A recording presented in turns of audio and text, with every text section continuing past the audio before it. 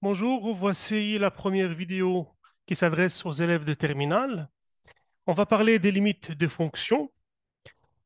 Pour cela, je vais introduire les fonctions usuelles qu'utilise un élève de terminale. Je commence par le polynôme, les fonctions rationnelles et les fonctions irrationnelles. Et on va présenter des exemples et des méthodes pour calculer, pour apprendre comment faire les calculs des limites de ces fonctions. Après, il y aura une autre vidéo consacrée uniquement aux exercices corrigés.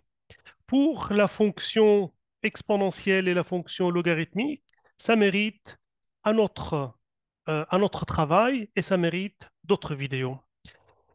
Donc, avant de parler des méthodes de calcul des limites, je vais rappeler les fonctions usuelles classiques, à savoir le polynôme, les fonctions rationnelles et les fonctions irrationnelles. Bon, qu'est-ce qu'un polynôme?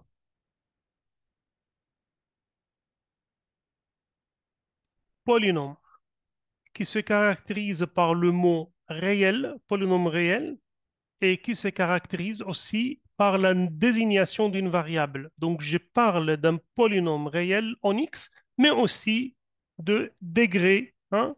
Ça aussi, une des caractéristiques de polynôme, c'est déterminer ses coefficients, ses variables, parce qu'un polynôme peut avoir plusieurs variables, mais en terminale, on parle d'un polynôme en une seule variable x et parler de degré, hein, et de degré n. Donc, j'ai trois choses.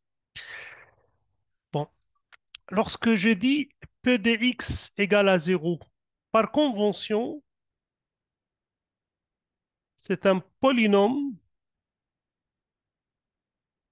de degré moins infini. Lorsque je dis que P de x égale un nombre réel non nul, P de x égale 5, P de x égale racine de 3, P de x égale moins 2, hein, je parle d'un polynôme de degré zéro. C'est un polynôme réel parce que le coefficient est réel, polynôme réel de degré zéro. Si vous parlez de P de x de la forme ax plus b, avec les coefficients sont dans R, hein, et un de 2 est non nul, bon, disons que A non nul, pour dire que c'est un polynôme de degré 1, hein. Donc, c'est la puissance de x qui détermine, hein, la plus haute puissance de x qui détermine le degré. Là, j'ai un polynôme réel de degré, polynôme réel de degré 1, parce que la puissance de x égale 1. Ainsi de suite, P de x égale ax2 plus bx plus c avec a, b, c sont des réels. C'est un polynôme réel de degré combien? De degré 2. Ainsi de suite, lorsque vous écrivez P de x de la forme a n x puissance n, puis ça commence à baisser, les degrés commencent à décroître, plus, etc., il finit par devenir de coefficient de x de degré 1 plus la constante. Et je suppose que tous les AN sont réels, tous les AI sont réels, tous les coefficients sont réels, avec le coefficient de x de la variable de plus grande puissance différent des zéros, alors je parle d'un polynôme réel de degré combien? De degré n. Ça, c'est la définition générale. Il est important de connaître le domaine de définition d'un polynôme. Un polynôme est défini pour tout x dans R. Donc, vous prenez n'importe quel polynôme. Bah, si je vous donne x dans R, vous allez obtenir p de x dans R. Donc, le domaine de définition d'un polynôme, c'est R. C'est moins l'infini plus l'infini. C'est-à-dire, je prends n'importe quel x dans R, p de x est un nombre. Je prends x un nombre dans R, n'importe lequel. P de x est aussi un nombre dans R. C'est ça. X appartient à R implique P de x appartient à R, hein, pour tous les x qui sont dans R. Après, les polynômes viennent les fonctions rationnelles. Les fonctions rationnelles. Les fonctions rationnelles fx, tout simplement, c'est un polynôme de degré n divisé par un autre polynôme, hein, pas nécessairement de même degré, hein. Donc, exemple, vous prenez f de x égale 1 demi. Ça, c'est une fonction rationnelle, hein. C'est un polynôme de degré zéro sur un polynôme de degré zéro.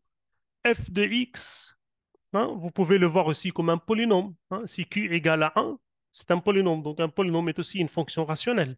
Si vous prenez p de x égale x moins 1 sur x2 plus 3, donc polynôme divisé par un polynôme, c'est aussi une fonction rationnelle. Bon, le domaine de définition de f, bah, vous savez depuis toujours qu'on ne peut pas diviser par zéro. Donc, f est défini lorsque q est différent de zéro. Donc, le domaine de f correspond à q de x non nul. Donc, si je donne un exemple très simple, si je donne fx égale x sur x moins 1, bah, il faut que x moins 1 n'est jamais nul, donc x différent de 1. Donc tous les x à part 1 admettent des images. Donc si je prends x dans R, mais qui n'est pas 1, f de x est un nombre réel. Donc j'ai dit que le domaine de f, c'est quoi? C'est R moins 1. R moins 1, si vous représentez par cet axe R et vous enlevez les 1, hein, j'enlève ce point, alors le domaine c'est de là jusqu'à là, puis de là jusqu'à là. Donc je peux les décrire comme union de deux intervalles. Moins l'infini jusqu'à 1, je prends intervalle ouvert pour dire que le 1 n'y est pas. Union 1 plus infini, pour la même raison, 1 n'y est pas, je prends un intervalle ouvert. Après, la troisième fonction,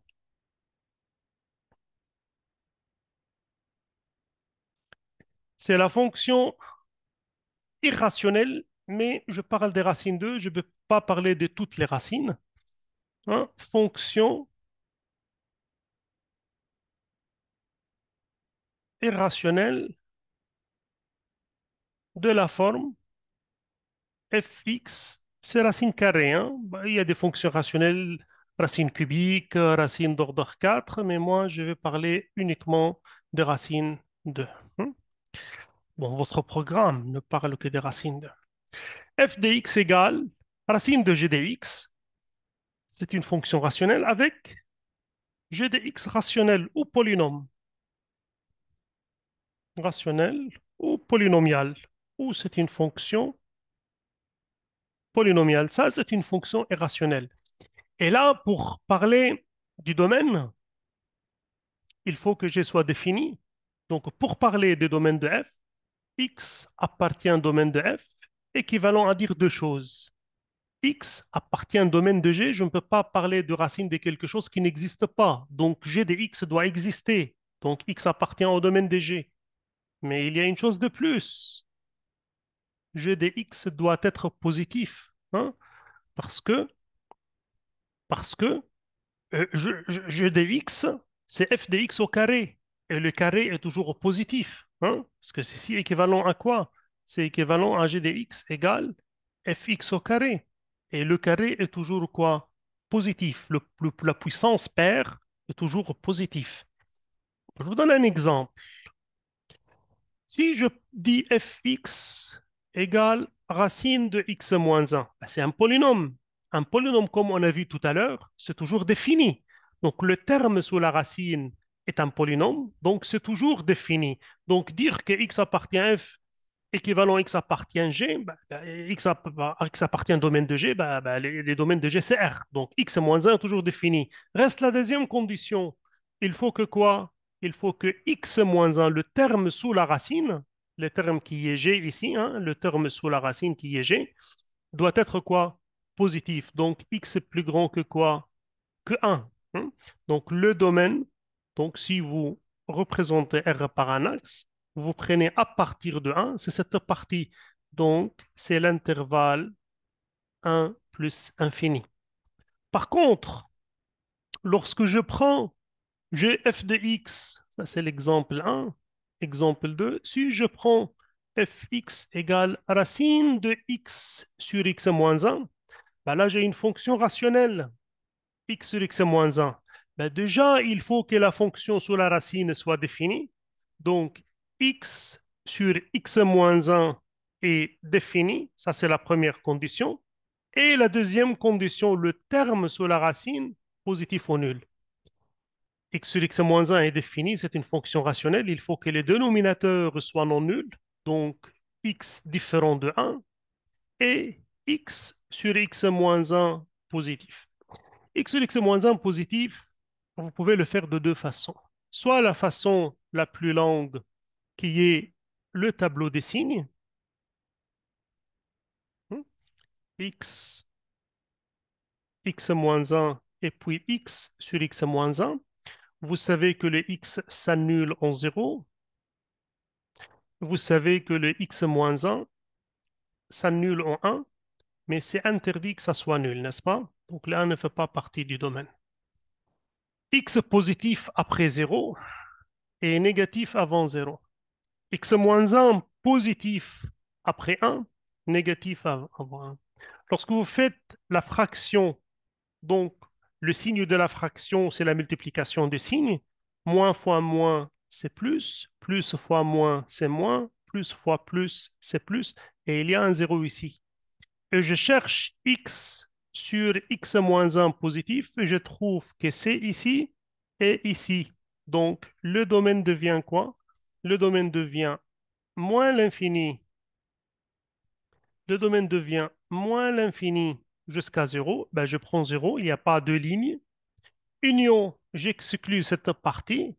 Je prends 1 plus infini. Je ne prends pas le 1 parce que c'est deux lignes assurées. Donc, le 1 ne fait pas partie du domaine. C'est la façon de trouver le domaine. Donc, ça, c'est le signe de x sur x moins 1 d'une façon longue avec le tableau de variation.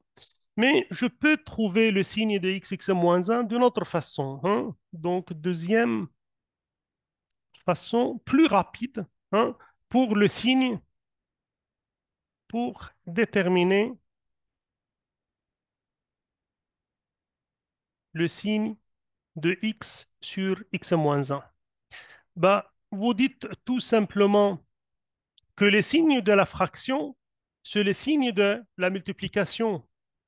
Donc, signe x sur x moins 1 équivalent au signe de x fois x moins 1. Signe de la fraction, c'est le signe de la multiplication. Et ça, c'est une équation de second degré. Il y a deux racines, 0 et 1. Et vous avez étudié en seconde, je pense, le signe de ax2 plus bx plus c, et on vous a dit que même signe que a à l'extérieur des racines, et même et signe contraire de a à l'intérieur des racines. Bah ici, les coefficients de x2, c'est 1, donc positif, donc même signe que 1, le 1 positif à l'extérieur des racines, et signe contraire à l'intérieur. Et moi, je cherche la partie où c'est positif, alors j'ai dit c'est moins l'infini jusqu'à 0, et le 1, on l'avait exclu, donc de 1 jusqu'à plus infini. Ça, c'est une façon plus rapide pour ne pas faire le tableau de signes. Juste une petite remarque, lorsque vous avez un polynôme p de x égale a n xn plus an-1, xn-1 plus etc., plus constante, bah, le terme de plus grand degré, le monôme de plus grand degré, qui est ANXN, on l'appelle le terme dominant. Terme dominant. C'est important de retenir cette phrase pour les calculs de limites que je présente tout à l'heure, que je vais présenter tout de suite plutôt. Voilà. Maintenant, je peux passer au calcul des limites. Je ne vais pas finir avec une seule vidéo. Je vais en avoir besoin de plusieurs. Bon, je vais commencer par ce que j'appelle conseiller pratique.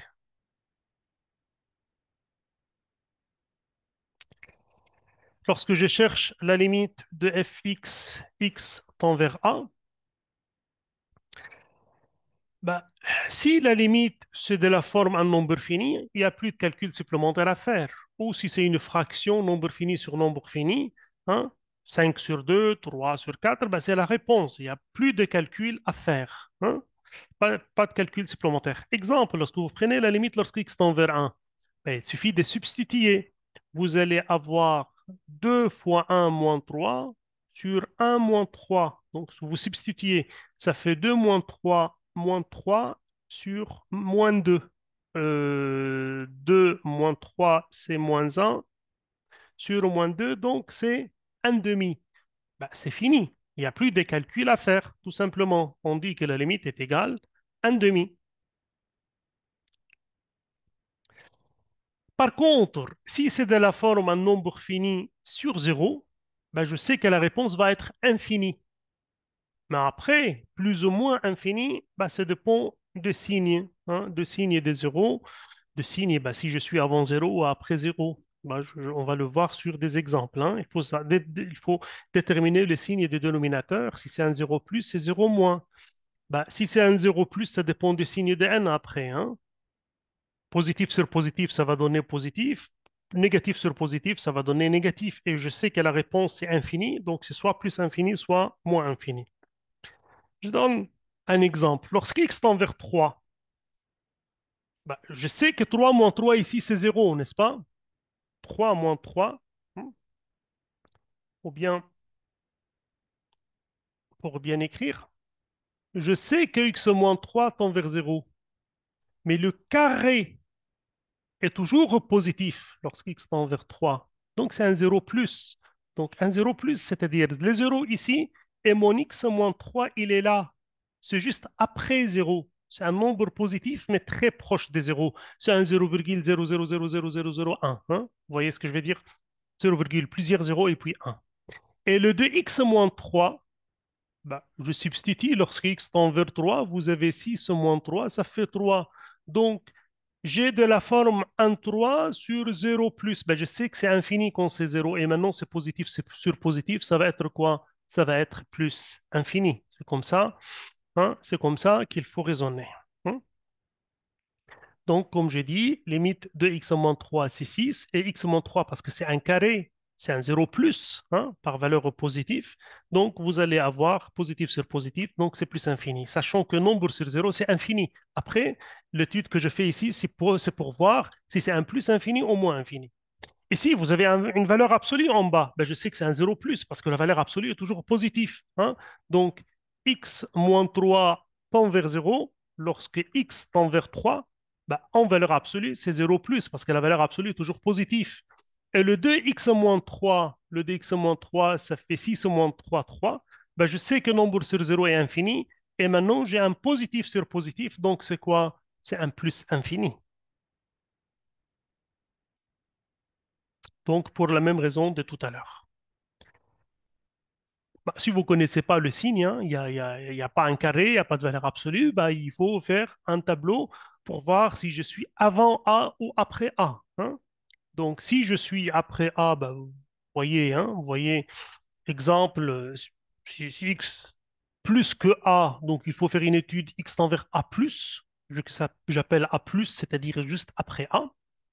Donc x moins 1 positif, et après, c'est le signe de n qui va trancher. Hein. Exemple, x tend vers 2, x tend vers 1. Ben, je sais qu'en bas, c'est 0. Je sais qu'en haut, c'est quoi? C'est moins 1. Ben, je sais que c'est moins 1 sur 0, ben, je sais que c'est infini. Mais plus ou moins, ben, je ne sais pas. Hein. Ça dépend. Ça, c'est le 1. Ben, si je viens comme ça, de ce côté, je dis que x tend vers 1 plus, c'est-à-dire 1 s'approche de 1, mais du côté plus grand que 1. Donc, vous avez x moins 1 positif et x moins 1 tend vers 0. Hein.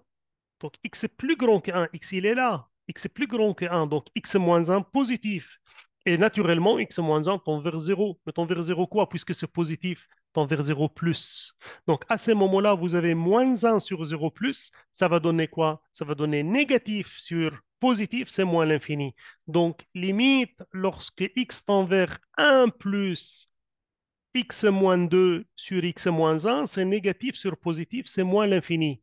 Par contre, si je m'approche de ce côté, si x est plus petit que 1, donc je dis que x tend vers 1 moins, cela voudrait dire que x est plus petit que 1, donc x moins 1 négatif, et x moins 1 tend vers 0 lorsqu'x tend vers 1.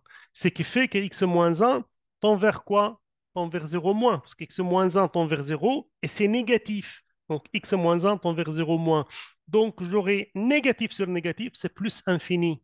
Donc limite x tend vers 1 moins x moins 2 sur x moins 1 égale quoi? Égale plus infini parce que c'est négatif sur négatif. Ben, j'ai tout écrit ici, hein, mais je voulais... c'est mieux de le faire étape par étape ensemble. Mais après, c'est bien expliqué. Ben, si x plus grand que 1, x moins 1 positif, donc limite lorsqu'x tend vers 1 plus, parce que je suis un peu plus grand que 1. Donc, j'ai un 0 plus ici, j'ai négatif en haut, négatif sur positif, c'est moins l'infini. Toujours, vous savez que le nombre sur 0, c'est infini, mais après, c'est une question de déterminer si c'est plus infini ou moins l'infini. Donc, la même chose, x est plus petit que 1, ça fait x moins 1 négatif. Donc, x tend vers 1 moins, x tend vers 1 moins, parce que je dis que x est plus petit que 1, x s'approche de 1, mais en étant plus petit que 1. C'est pour cela que je le note par x tend vers 1 moins. Hein? Donc x moins 1 négatif, donc c'est un 0 moins. 0 moins. Négatif sur négatif, ça fait plus infini. Le 0 sur 0, hein, surtout pour les fonctions rationnelles ou les fonctions irrationnelles. Ben, je fais encore quelques exemples et j'arrête la vidéo. Je continue dans une autre vidéo parce que je ne veux pas faire de vidéo trop longue. Ben, si vous avez un 0 sur 0, lorsque vous faites la limite lorsque x tend vers a, ben, on va factoriser par x moins 1 et puis simplifier. Je vous donne un exemple. X tend vers 1, ben, lorsque vous substituez 1, je ne veux pas écrire égal, donc je ne vais pas écrire égal, ça va donner sous la forme 2 moins 5 plus 3, et ici 1 moins 4 plus 3, qui est quoi? 0 sur 0, c'est une forme indéterminée. Naturellement, puisque ça c'est un 0, alors 1 est une racine, et puisque x2 moins 4x plus 3 égale 0 en 1, donc 1 est aussi une racine. Donc, x moins 1 est un facteur commun. X moins 1, facteur commun.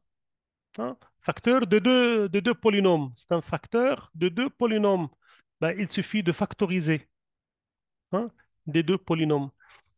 Lorsque vous regardez 2x2 moins 5x plus 3, vous pouvez chercher les racines avec delta, mais il y a la méthode, je ne sais pas si vous connaissez ou vous vous rappelez, ax2 plus bx plus c égale 0. Si vous cherchez les racines, si a plus b plus c égale à 0, vous pouvez déduire que delta positif, vous avez deux racines x' égale 1, x seconde égale c sur a.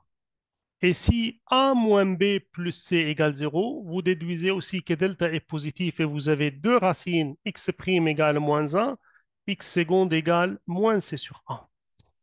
Hein? Dans notre cas, vous avez a plus b plus c égale 2 moins 5 plus 3. Les ABC sont les coefficients. Ben, vous voyez que c'est 0. Donc, vous avez x1 égale 1, ou bien x' égale 1, x2 égale c sur a qui est quoi? 3 demi. 3 demi. Donc, et vous savez que lorsque vous avez deux racines, ce polynôme se factorise. Le a x2 plus bx plus c, ça se factorise. Je prends a facteur x moins x prime, x moins x seconde, que c'est comme ça que je factorise un polynôme de degré 2. Bon, je vais effacer euh, pour avoir de la place.